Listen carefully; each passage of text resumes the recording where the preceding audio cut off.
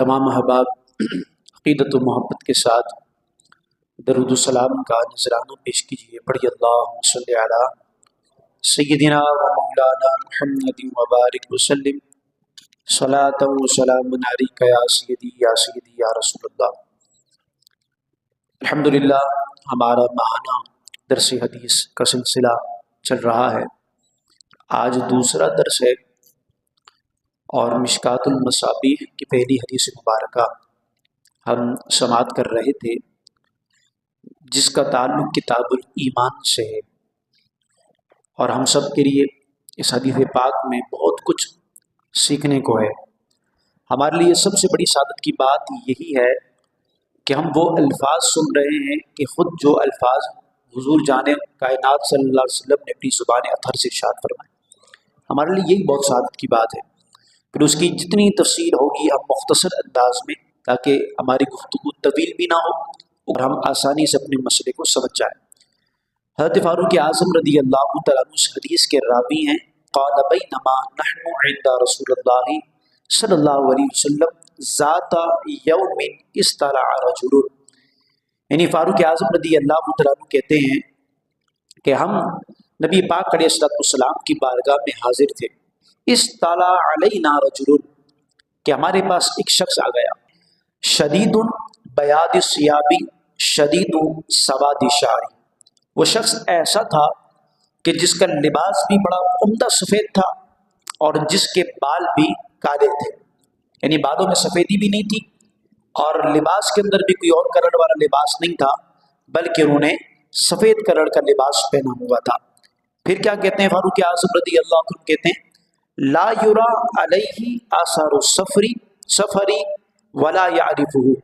फ़ारूक आज़म कहते हैं कि जो शख्स आया है, हमने उस आने वाले शख्स के लिबास पर, चेहरे पर कोई सफ़र के आसार भी नहीं देखे और वला यारिफुहु, उन आने वाले शख्स को हम में से कोई पहचानता भी नहीं था। अब ये दो बातें होगी कि कोई पहचानता भी नहीं और उन पर कोई सफ़र के आसार भी नहीं। इसका मतलब ये है कि जो शख्स आया है वो नंबर एक दूर से नहीं आया होगा। अगर दूर से आता तो उसके चेहरे पर, उसके लिबास पर कोई सफ़र की निशानियाँ होती। यानी अगर आज हम किस बाइक में सवारी करते हैं और कहीं दूर जाते हैं और अगर हमने हेलमेट भी ना पहना हो तो हम जब पहुंचते हैं तो हमारी दाढ़ी भी मिट्टी से भरी होती है, हमारा चेहरा भी मिट्टी वाला होता है। लोग समझ जाते हैं कि ये बड़ी दूर से आया है, बड़ा मिट्टी में गर्द गुबार में होकर आया है। तो ये मैं आपको समझाने के लिए कहा। साबिर रसूल कहते हैं कि हमने उसमें कोई आसार भी ऐसे नहीं देखे कि वो बड़ी दूर से आ रहा हो। चले अगर दूर से नहीं आ रहा तो करीब का होगा, यानी बिल्कुल साफ शिफाफ आया है तो इसका मतलब करीब से आया है। लेकिन रावी कहते हैं वला यारिफु, हम उससे पहचानते भी नहीं थे। यानी अगर वो करीब का कोई रहने वाला होता तो हम उसे जानते होते, हमारे मोहल्ले का होता तो हम पहचानते, हमसे रोज़ मिलने वाला होता तो हम पहचानते। अगर यहाँ कोई रोज़ मिलने वाला ना भी हो मोहल्ले में, लेकिन चूंकि अगर वो आएगा तो हम कहेंगे कि हमारे मोहल्ले में रहने वाला शख्स है, हम उसे पहचानते हैं। अब इसका मतलब ये हो गया, या तो वो करीब से आया है, सफ़र के आसार नहीं, लेकिन अगले लफ्ज़ ये है कि हम पहचानते भी नहीं। इसका मतलब ये है कि आने वाला बंदा दूर से भी नहीं आया और यहाँ का रहने वाला भी नहीं। अब ये है कौन? अब अगले जुमले कहते मिन्ना अहदुन, हम में से कोई भी नहीं जानता, यानी एक नहीं, एक मैं ना जानता हूँ, कोई और जानता हूँ, कोई और। कहते हैं कोई भी, जितने बैठे हैं कोई भी नहीं पहचानता था। कहते हैं हत्ता जलसा इला नबी सल्लल्लाहु अलैहि वसल्लम, कहते हैं उसने क्या किया, कहते हैं यहाँ तक के वो बैठ गया हुजूर की बारगाह। बतैही इला रुकबतैही, अपने घुटने हुजूर के घुटनों से मिला दिए, इतना करीब होकर बैठ गए। अब सहाबा कराम की जमात है, कोई नया बंदा आए और इतना करीब होकर बैठ जाए। करीब आकर बैठा और फिर उसने क्या किया? फारूक आज़म रज़ी अल्लाह तआला अन्हु कहते हैं करीब आकर बैठ गया। बैठने के बाद ववदा कफ़ैही अला फ़ख़िज़ैही, अपने दोनों हाथ अपनी रानों पर रखे, दो जानों होकर जिस तरह बैठते हैं मत्तहियात में, इस तरह वो बैठ गया और दोनों हाथ अपने जानों पे रखे। रखने के बाद हुजूर के करीब हो गया और करीब होने के बाद हुजूर से कहता है वक़ाला, अर्ज़ करता है या मुहम्मदु, ए मोहम्मद सल्लल्लाहु अलैहि वसल्लम, अख़बिरनी, मुझे खबर दीजिए, मुझे बताइए, अनिल इस्लामी, इस्लाम के बारे में। کہ اسلام کیا ہے، مجھے اس کے بارے میں بتائیے۔ اچھا، یہاں حدیث میں آپ نے لفظ سنا یا محمد صلی اللہ علیہ وسلم، تو انہوں نے کہا کہ یعنی عرض کی کہ اے محمد آپ ہمیں اسلام کے بارے میں بتائیے۔ اب انہوں نے حضور کی بارگاہ میں آ کر یا محمد کہا، لیکن آج کے دور میں اور حضور کے زمانے میں آپ پورا قرآن اٹھا کر دیکھ لیں، نبی کریم علیہ الصلوۃ والسلام کو جب بھی پکارا گیا تو یا محمد نہیں کہا گیا۔ قرآن کے اندر بھی جب اللہ نے اپنے محبوب کا ذکر کیا تو کبھی کہا یا ایھا المزمل، کبھی کہا یا ایھا المدثر۔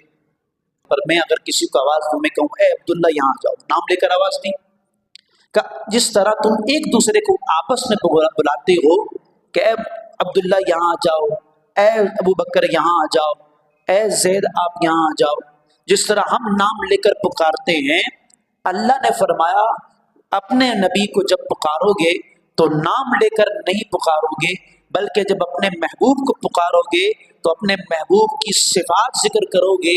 حضور کا نام تو محمد ہے، لیکن ہماری حیثیت نہیں کہ اب جب ہم حضور کو پکاریں تو نام لے کر کہیں، وہ تو اللہ کے محبوب ہیں۔ یہ کہو گے کہ یا رسول اللہ انظر حالنا، یا حبیب اللہ اسمع قولنا، حضور کی صفاتی نام لوگے، حضور کے مبارک صیغوں کے ساتھ حضور کو پکارو گے کہ جب حضور نبی کریم علیہ السلام معراج کی شب بارگاہ میں حاضر ہوئے نا، تو اللہ تبارک و تعالیٰ نے خود محبوب سے پوچھا، اے محبوب بتا آج میں تجھے کس صفت سے یاد فرماؤں، آج میں تجھے کس صیغے سے پکاروں؟ تو اس وقت حضور جان عالم صلی اللہ علیہ وسلم نے عرض کیا، اے رب پروردگار میں یہ چاہتا ہوں کہ جب تو مجھے پکارے تو مجھے یہ کہے کہ اے میرے بندہ آ جا۔ جب بندے کی صفت حضور نے خود پسند فرمائی، پھر جب اللہ نے معراج کا جب ذکر قرآن میں فرمایا، پھر رب نے محبوب کی آرزو کو پورا کر کے فرمایا سبحان الذی اسری بعبدہ، یعنی حضور کو یہ صفت اللہ نے عطا فرمایا کہ میرا بندہ خاص ہے۔ تو ہم جب پکاریں گے تو کیا صیغے ہوں گے؟ یا رسول اللہ، یا حبیب اللہ، یا نبی اللہ۔ تو ہمیں توجہ رکھنی چاہیے کہ اگر ہم گھر پر، مسجد میں، مدرسے میں یا اپنی گاڑی پر کچھ لکھوا رہے ہیں تو ایک جانب یا اللہ تو دوسری جانب یا محمد نہیں ہونا چاہیے، دوسری جانب یا رسول اللہ، یا حبیب اللہ، یا نبی اللہ۔ حضور کے صیغے صفات جو اللہ رب العالمین نے عطا کیے ہیں وہ ہونے چاہیے۔ اب کہتے ہیں اخبرنی عن الاسلام، ہمیں اسلام کے بارے میں بتائیے۔ اب حضور ارشاد فرما رہے ہیں کہ اسلام کیا ہے۔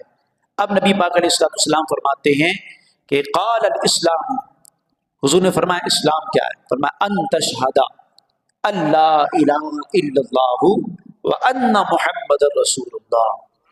اسلام یہ ہے کہ تم گواہی دو کہ اللہ کے علاوہ کوئی معبود نہیں ہے اور بے شک محمد صلی اللہ علیہ وسلم اللہ کے رسول ہیں، یہ گواہی دو کا۔ اور حضور نے اور ارشاد فرمایا وَتُقِيمَ الصَّلَاةَ، نماز کو قائم کرنا یہ اسلام ہے۔ نماز کو قائم کرنا کیا ہے؟ اسلام ہے۔ اب دیکھیے غور کیجئے گا حدیث کی جو ہر جملے پر پوچھنے والے نے پوچھا کہ اسلام کیا ہے، حضور نے فرمایا پہلے کلمہ پڑھنا، ہم نے سب نے کلمہ پڑھ لیا الحمدللہ، ہم مومن ہو گئے۔ دوسرا کیا ہے اسلام؟ فرمایا نماز کو قائم کرنا۔ تو یعنی ہم مومن اور ہم اسلام والے ہیں تو ہمیں نماز قائم کرنی ہے، نماز ادا کرنی ہے، یہ اسلام کے لیے ضروری ہے۔ ہم اسلام لے آئے دیا، تب نبی کریم علیہ السلام نے فرمایا پہلے تو کلمہ پڑھ، پھر کیا کر؟ میں پھر نماز کو قائم۔ تیسری بات حضور جان عالم نے فرمایا وَتُؤْتِيَ الزَّكَاةَ، زکوٰۃ کو ادا کرنا بھی اسلام ہے۔ آگے فرمایا وَتَصُومَ رَمَضَانَ، اور ماہ رمضان کے روزے رکھنا بھی، رمضان آنے والا ہے انشاءاللہ، سب روزے رکھیں گے نا انشاءاللہ۔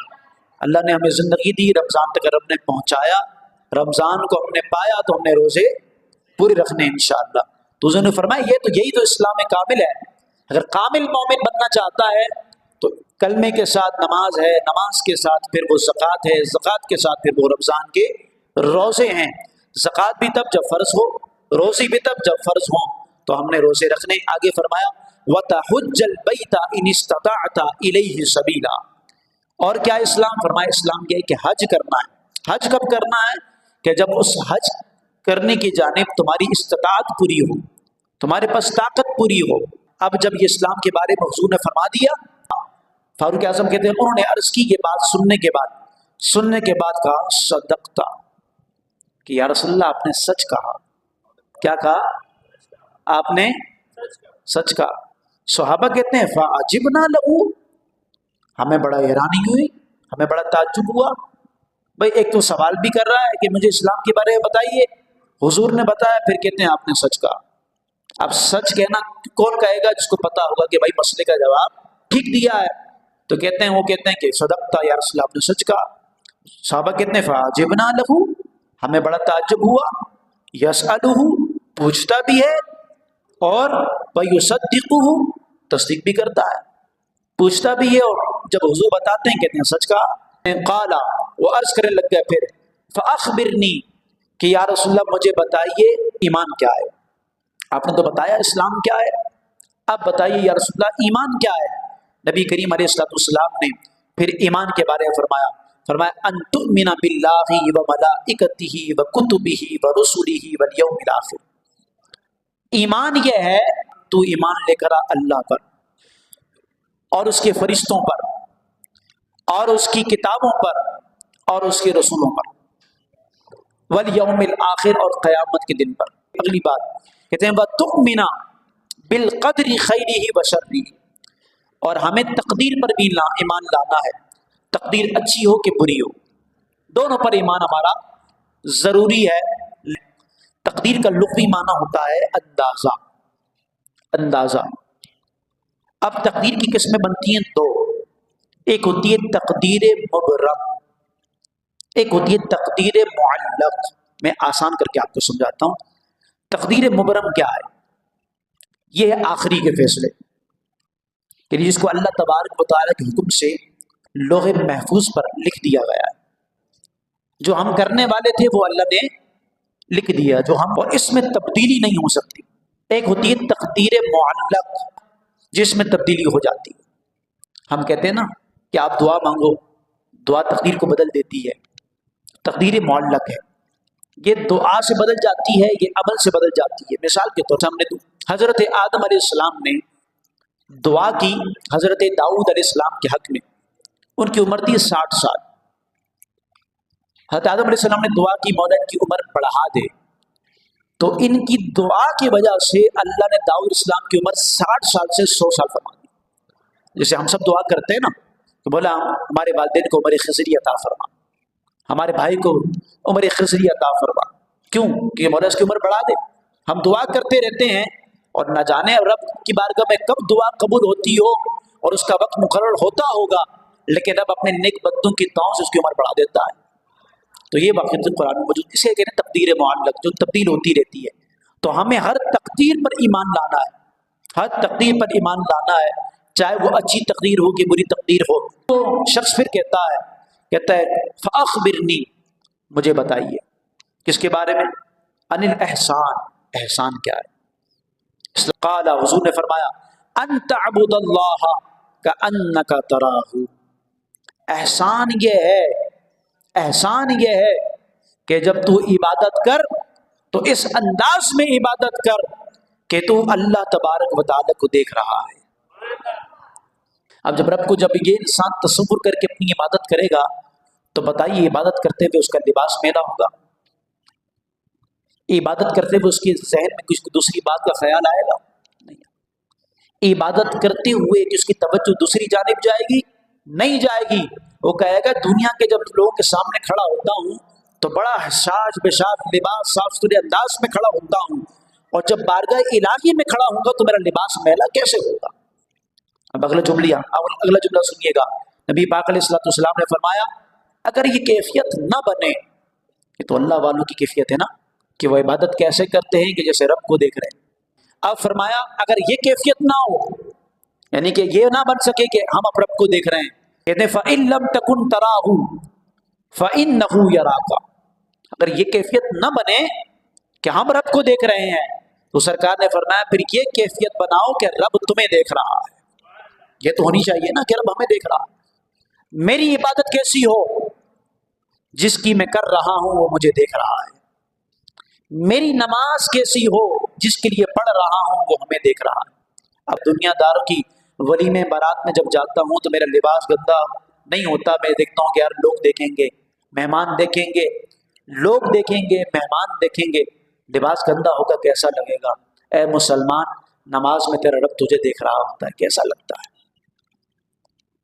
لوگ دیکھیں گے کیسا لگے گا اس کی فکر تو مجھے ہے, لیکن میرا رب مجھے دیکھ رہا ہے تو میں کیسا لگوں گا یہ مجھے فکر نہیں ہے. زمانہ ایسا ہے, ہم کہتے ہیں یار نماز پڑھ لو, لباس اتنا گندا ہے, امام صاحب میرا کام ہی ایسا ہے, میں لباس نہیں. اسی ٹائم اگر کہیں شادی میں جانا ہو تو پھر 5 منٹ آپ انتظار کریں, ابھی آیا ابھی. ہمیں اس پر سوچنا چاہیے کہ رب کی عبادت کرے تو اہتمام کے ساتھ, حضور پر درود پڑھے تو اہتمام کے ساتھ. ابھی شب برات آ رہی ہے, جس طرح اس میں ہم سب کو بخشش چاہنی ہے. یہ وہ رات ہے کہ جس رات اللہ کریم بنی خلق کی بکریوں سے زیادہ لوگوں کی بخشش فرماتا ہے. تو ہمیں ہمارے بخشش کا اللہ کے سامان بن جائے تو ہم سب نے تیاری کے ساتھ آنا ہے. جو ہم نے حدیث سنی ہے میں مختصر خلاصہ آپ کے سامنے ذکر کر دوں تاکہ آپ کے ذہن میں سارے الفاظ آ جائیں. کہ فاروق اعظم کہتے ہیں کہ ایک شخص آیا حضور کی بارگاہ میں, اور ہم اس کو نہیں پہچانتے تھے, نہ وہ دور سے آیا تھا. آیا وہ حضور کے بالکل قریب بیٹھ گیا, اپنے زانوں پر ہاتھ رکھے, حضور سے کہتا ہے بتائیے حضور اسلام کیا ہے. حضور نے فرمایا کلمہ پڑھ, نماز پڑھ, زکوٰۃ دے, تو اور رمضان بات اور روزے رکھ, یہ اسلام ہے. کہتے ہیں عرض کرتے ہیں یا رسول اللہ اچھا یہ بتائیے ایمان کیا ہے. نبی پاک علیہ السلام نے ایمان کے بارے میں بتایا کہ کتابوں پر ایمان لا, رسولوں پر ایمان لا, فرشتوں پر ایمان لا, آخرت پر ایمان لا, تقدیر پر ایمان لا. پھر عرض کرتے ہیں یا رسول اللہ صلی اللہ علیہ وسلم یہ بتائیے احسان کیا ہے. حضور نے فرمایا احسان یہ ہے کہ جب تو عبادت کر کہ تو رب کو دیکھ رہا ہے, اگر ایسا نہ ہو تو کم از کم یہ خیال تو ہو کہ رب تجھے دیکھ رہا ہے. اللہ تبارک و تعالیٰ ہم سب کو حدیث پاک کی نور سے منور فرمائے, اور حدیث پاک کی برکت سے اللہ ہمارے علم میں, اللہ ہماری عمر میں, ہمارے رزق میں برکت عطا فرمائے. انشاءاللہ اگلے درس میں آپ آئیں گے نا. اگلا درس بھی 2 مارچ کو ہوگا, آج بھی 2 فروری, اگلا بھی 2 مارچ کو. ہو سکتا ہے رمضان آ جائے انشاءاللہ, تو رمضان میں بھی درس ہمارا ظہر کے بعد ہوگا, درس پابندی کے ساتھ انشاءاللہ ہوگا. تو آپ نے شرکت کرنی ہے اپنے ساتھ. اس بار آپ اکیلے آئیں, اپنے ساتھ لے کر آئیں, کسی کو اکیلے آئیں, اگلی بار ایک بندہ تو لے کر آئیں گے نا. اب یوں بولے امام صاحب اپنا بندہ بھیج دیا میری چھٹی, آپ نے بھی آنا ہے, آپ کے ساتھ بھی ایک بندہ آئے گا, لے کر آئیں گے. اگر آپ لے کر آ گئے, وہ آدھا گھنٹہ آپ کی وجہ سے مسجد میں بیٹھ گیا, ثواب آپ کو ملے گا نا انشاءاللہ. اللہ تبارک و تعالیٰ اجر عطا فرمائے گا. تو اگلی مرتبہ ایک بندہ آپ ایک ایکسٹرا لے کر آئیں گے نا, تو اس کا اندازہ میں ایسے لگا دوں گا کہ آج 3 ہیں, کل 6 صفحے ہوں گی, تو اندازہ ہو جائے گا. اگر سمجھ گئے کہ 2 صفحے بیٹھے ہیں تو اس کا مطلب آپ نے محنت نہیں کری. تو محنت آپ نے بھی کرنی ہے اور میں نے بھی کرنی ہے. میں بھی اپنی طرح سے دعوتیں دیتا ہوں, آپ سب کے پاس میرا میسج آتا ہے تو میں دعوت دیتا ہوں, تو آپ نے بھی آگے یہ پیغام جاری رکھنا ہے. انشاءاللہ مل کر اس درس کو کامیاب کریں گے, اور حضور کی احادیث خود بھی سنیں گے, فیض حاصل کریں گے, اور دوسروں کو بھی اس سے مستفیض کروانے کی کوشش کریں گے. اللہ ہم سب کو عمل کی توفیق عطا فرمائے.